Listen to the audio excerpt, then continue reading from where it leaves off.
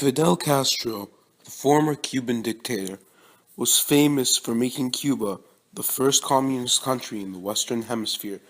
He is specifically known for oppressing human rights and freedom of speech in his country, and thousands of Cubans sought U.S. exile under his reign. Born on August 13, 1926, in Beron, Cuba, to a father Angel Castro, a wealthy Spanish landowner, and an illegitimate mother, Castro grew up with an abusive childhood. When Castro grew up, he attended the University of Havana, where he developed extreme left-wing views.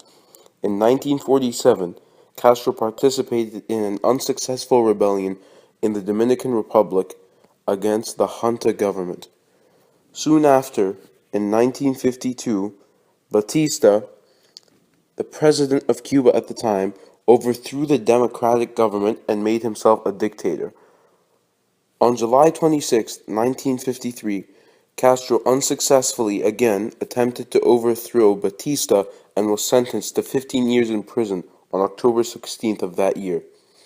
In 1955, Castro and his brother Raul, who participated with him, were released due to a general amnesty for political prisoners, and they spent 1955 through 56 in the United States and Mexico, in which they met Argentine physician Che Guevara, who was very useful later on in their quest to become powers in Cuba. In early December of 1956, 82 exiles landed in Cuba, where most were killed. However, a group of survivors, including the Castro brothers and Guevara, escaped to the Sierra Maestra Mountains.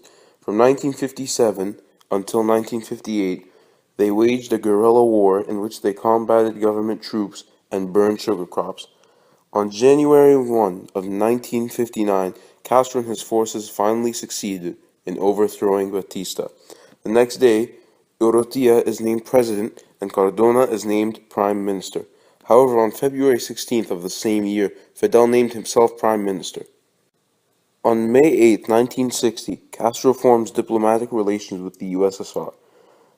On April 17, 1961, the Bay of Pigs invasion occurs, in which 1,300 exiles landed in Cuba armed with American weapons in order to try to assassinate Castro. In December of 1962, the exiles were released from Cuba in exchange for $53 million of United States food and medicine. In December of 1976, Castro took the title of President of State Council, completely erasing the titles of President and Prime Minister. The next year, President Carter ended the ban on U.S. travel ban to Cuba that was placed by Kennedy. From April to September of 1980, approximately 125,000 Cubans emigrated to the United States, and this event is known as the Mariel Boat Lift. However, on April 19th of 1982, Reagan reinstated the Cuban travel ban. But in 1994, President Clinton ends the open door policy in which Lyndon B. Johnson established in 1966. From that moment on, Cuban refugees were to be sent back if they were found at sea, but allowed to U.S. should they make it to land.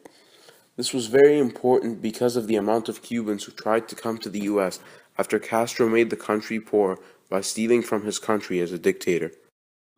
In 2000, Castro and Putin met in Cuba where they discussed trade issues and the nation's estimated $20 million debt to Moscow as a result of what had happened during the Cold War and the Cuban Missile Crisis.